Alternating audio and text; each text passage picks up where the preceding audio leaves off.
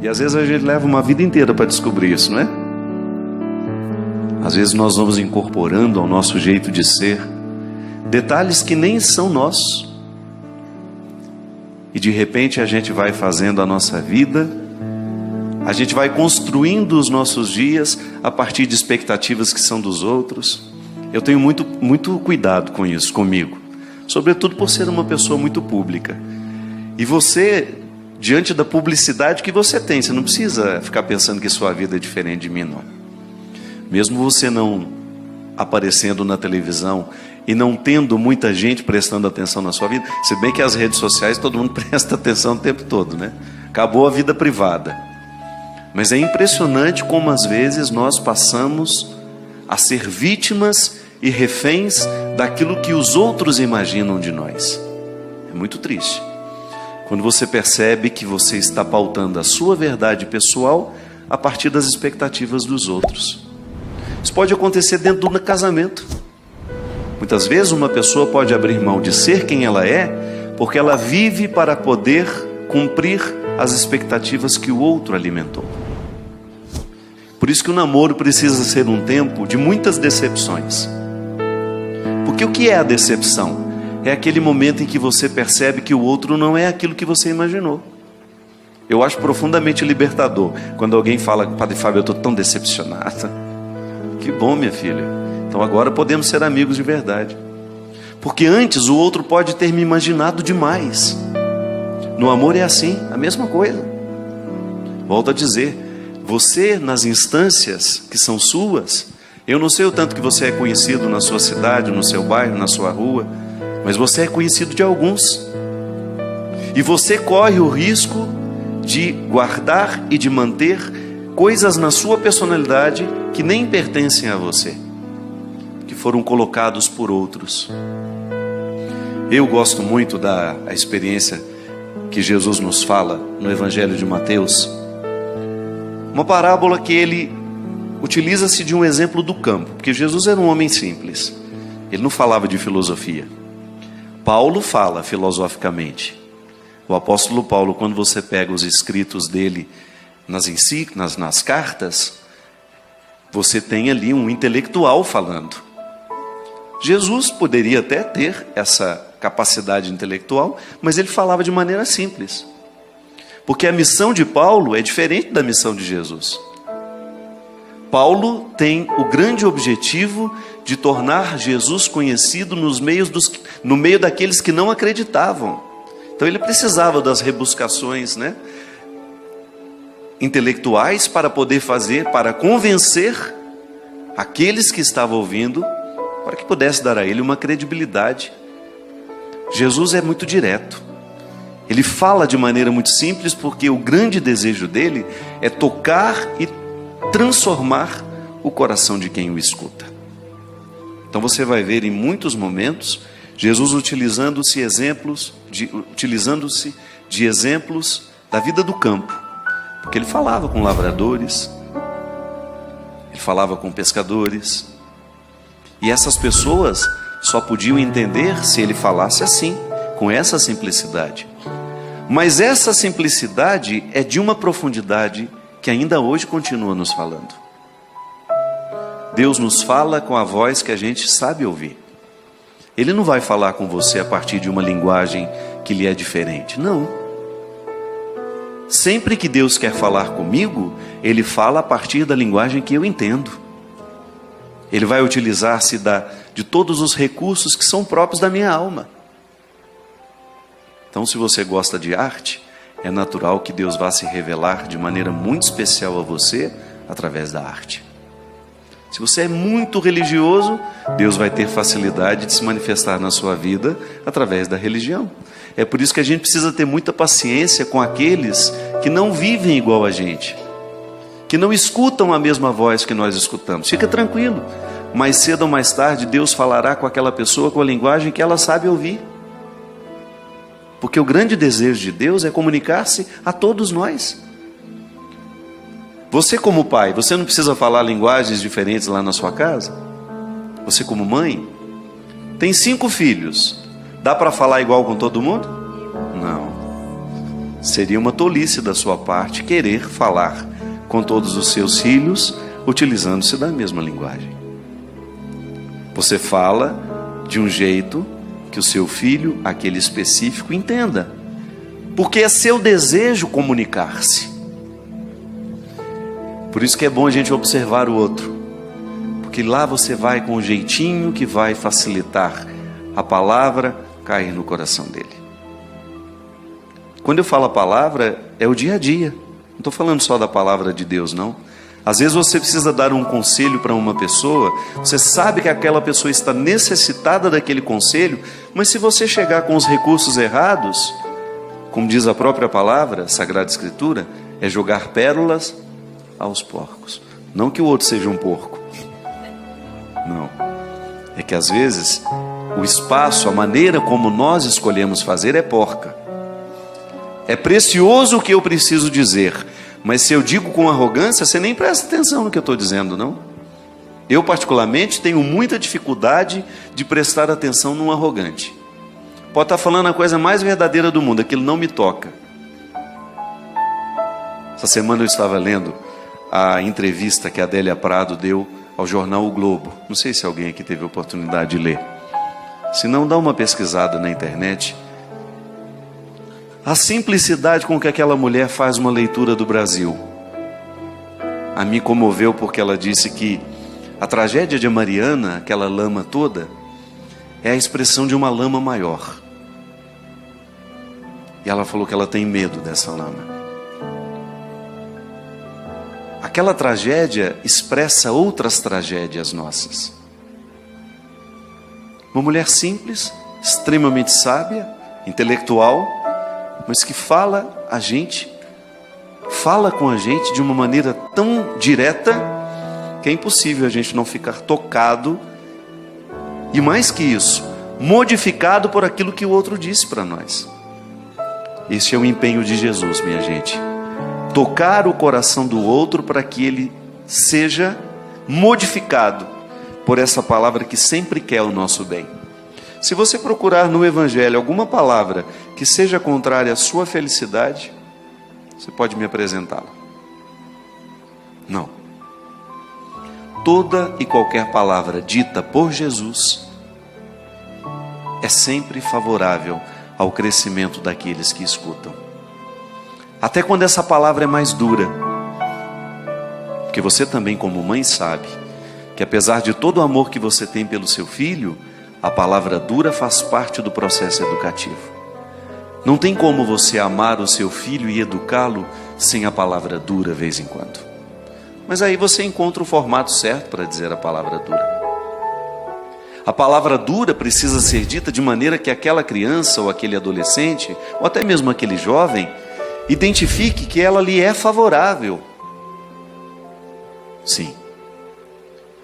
A palavra deverá ser sempre favorável, deverá despertar em nós a consciência do que nós precisamos jogar fora para que prevaleça a nossa verdade pessoal.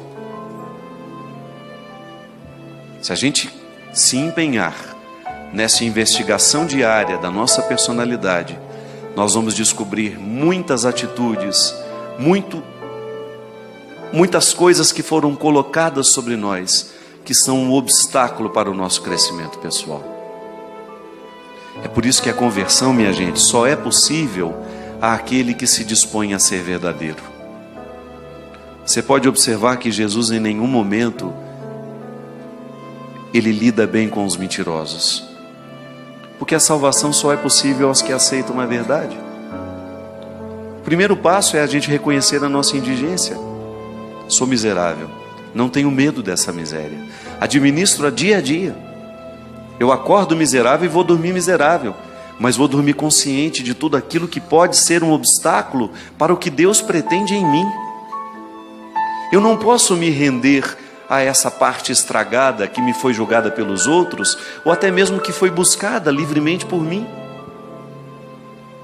Jesus fala dessa realidade a partir do joio e do trigo. É o Evangelho que eu faço questão de que seja a pauta deste programa de hoje. Então Jesus deixou as multidões e foi para casa. Seus discípulos aproximaram-se dele e disseram... Não, desculpa, eu vou pegar um pouquinho antes. Jesus apresentou-lhes esta parábola. O reino dos céus é como alguém que semeia boa semente no seu campo. Enquanto todos dormiam, veio seu inimigo, semeou joio no meio do trigo e foi embora. Quando o trigo cresceu e as espigas começaram a se formar, apareceu também o joio. Os servos foram procurar o dono e lhe disseram: Senhor, não semeaste boa semente no teu campo? De onde veio então o joio? O dono respondeu: Foi algum inimigo que fez isso. Os servos perguntaram ao dono: Queres que vamos retirar o joio? E ele disse: Não. Pode acontecer que ao retirar o joio, arranqueis também o trigo. Deixai crescer um e outro. E no momento da colheita, direi aos que cortam o trigo: Retirai primeiro o joio e amarrai-o em feixes para ser queimado. O trigo, porém, guardai no meu celeiro. Aí depois, nessa continuidade que eu estava lendo, Jesus explica para eles o significado dessa parábola. Ele voltou para casa, como eu tinha dito, os discípulos aproximaram e perguntaram a ele: Senhor, o que o Senhor quis dizer com aquela parábola do joio?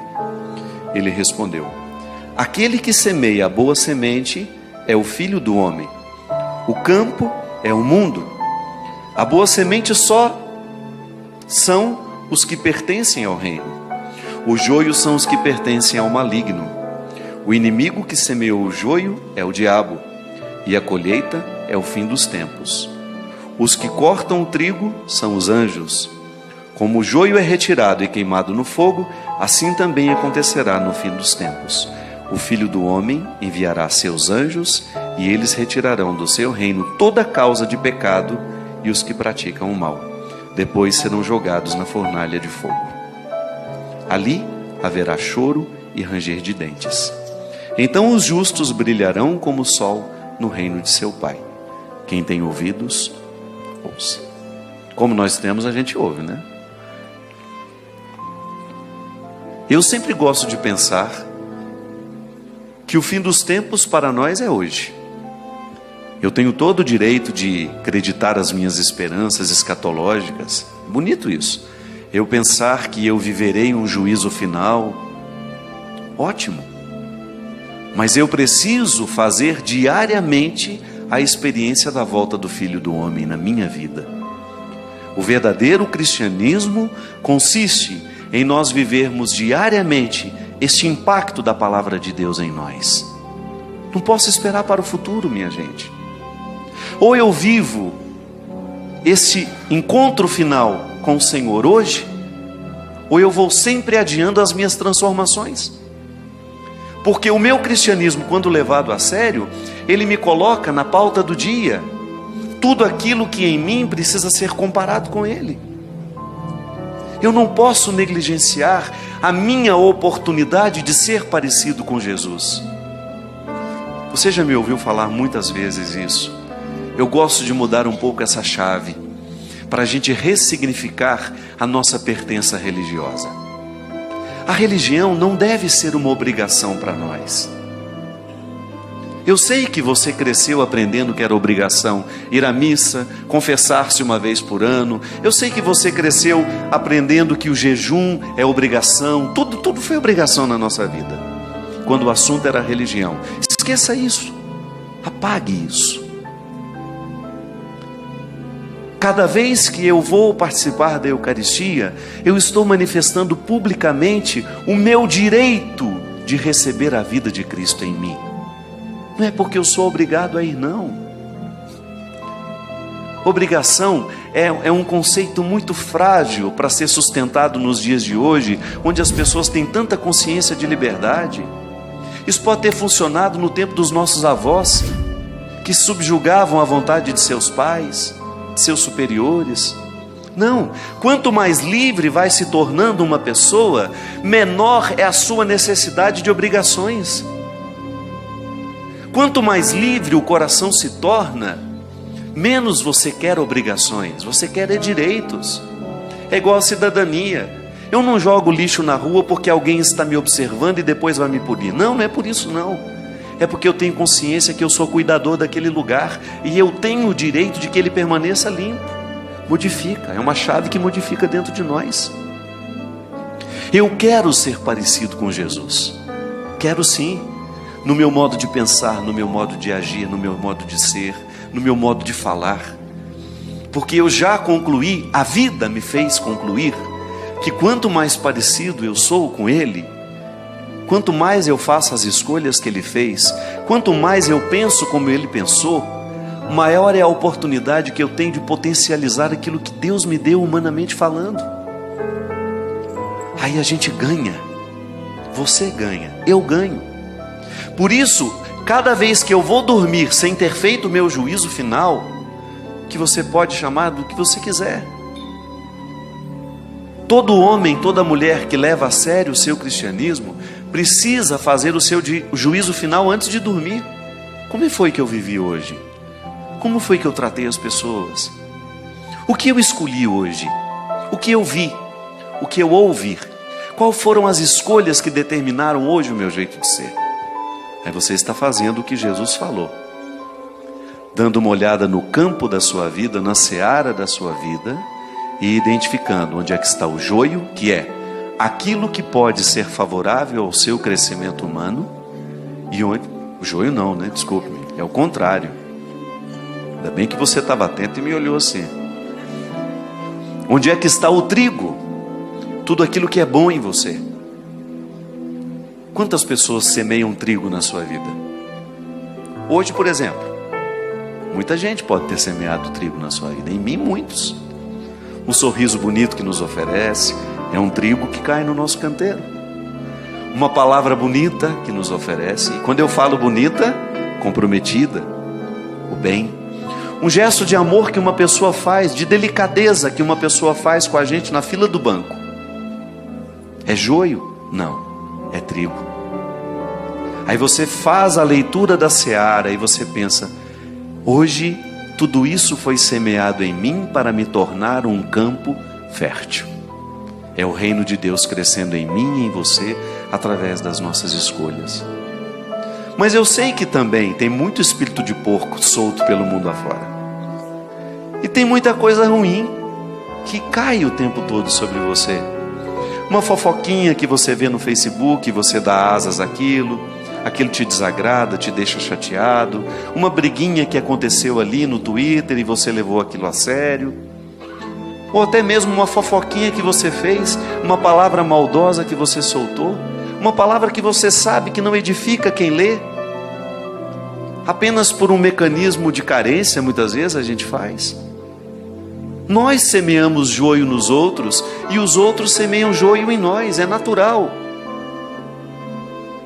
Tem gente que tem a mão cheia de joio o tempo todo, porque está precisando se curar, está precisando ir para terapia, está precisando de um bom psicólogo, um bom terapeuta, um bom psiquiatra. Tem gente que faz estrago no mundo o tempo todo, semeando misérias. Mas nós não podemos admitir esse papel ser nosso. Cristão, não, a nossa postura deve ser outra. O nosso compromisso deverá ser diário, em não permitir que o mundo seja semeado por coisas ruins a partir de nós. Então, minha gente, quando nessa canção a gente diz: nem tudo que sou é meu, é você ter coragem de jogar fora aquela mágoa, porque ela foi semeada por alguém que só tinha joio no coração. Não leve para a cama. Nem tudo aquilo que você se tornou é você. É preciso ter coragem de arrancar pela raiz. É preciso ter coragem, se for preciso, recomeçar a vida, mas a partir de uma verdade.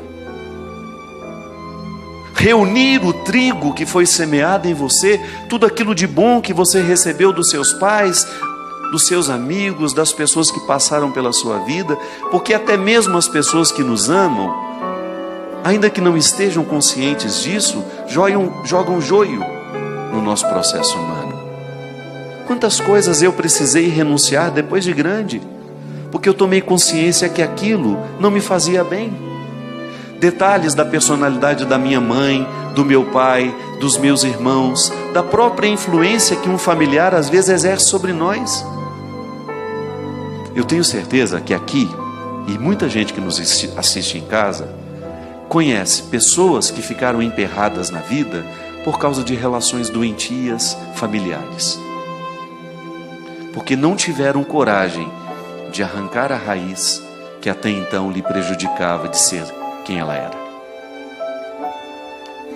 Essa parábola do joio e do trigo, ela deveria ser lembrada por todos os dias antes da gente dormir.